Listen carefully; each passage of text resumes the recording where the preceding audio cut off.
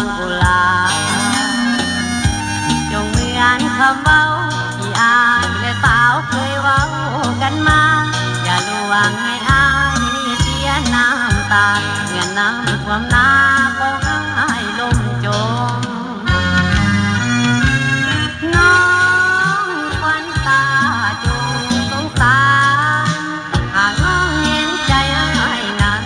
อยากฝากจอมควรมองให้โศกลงปีหน้าต่อไปจะปลูกเขาให้เขานาให้สมหากเป็นดินฟ้ามีความอุดมจะขอพี่ลมให้สมหาดีอายจะขอจำดินแห่งนั้นที่เคยได้อยู่กับความรักที่น้องอู้สู้ดินฟ้าจงหูไว้เป็นสักขีเพิ่งอยู่ใกล้กันหัวใจอ้ายนั้นบ่ได้นายนี้อีกทีหน้าจะมาอีกทีสู่ขอคนดีสาวบ้านเกิน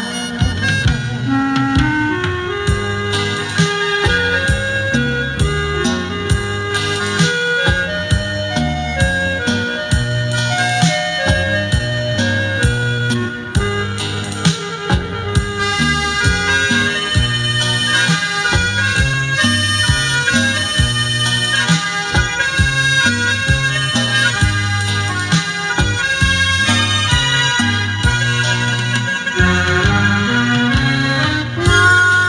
งควันตาจงสงสารหากน้องเห็นใจอ้ายนั้นอยากฝากจงควรบ่ให้โศกตรงปีหน้าต่อไปจะปลูกเขาให้เขานาให้สมหากแม่นดินฟ้ามีความอุดมจะขอพี่ลม